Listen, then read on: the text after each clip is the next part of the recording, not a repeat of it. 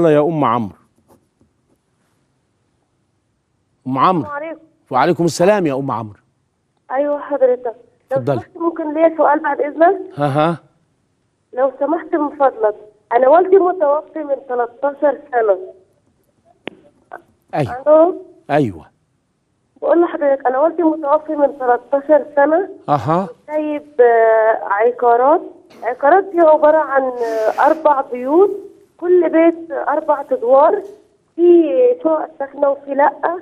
فطبعا احنا 5 صبيان وبنتين، وطبعا الحاجات دي كانت المفروض اتقسمت بعد وفاه والدي.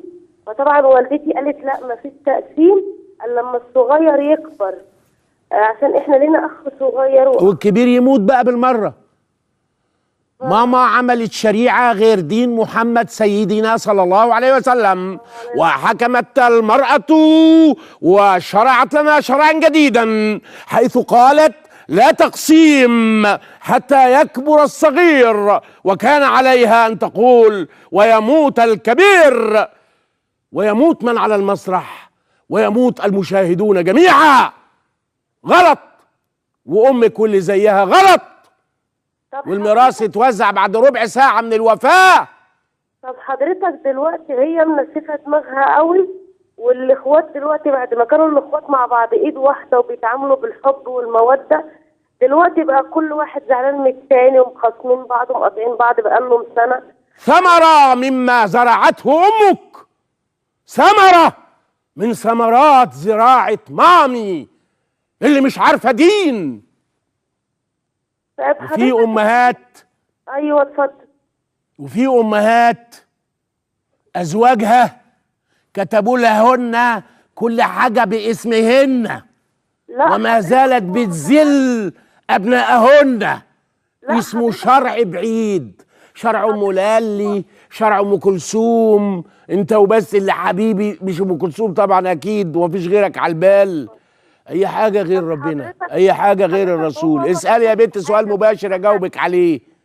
طب حضرتك سؤال معلش، حضرتك هو ما كتبش حاجه باسم حد، هو سايبها كده لشرع ربنا، هو ما قالش ان ده بتاع فلان او فلان. وجت انا بقول لك، وفي تانية يعني غير مامي، في غير ماميهات غبوات جاهلات كافرات بشرع ربنا. طيب دلوقتي واللي مات وكتب لهن في حضن ابو لهب دلوقتي. طب حضرتك لو احنا رفعنا عليها قضيه، ترفعي عليها وعلى جدتك لو جدتك عايشه وبتأيدها.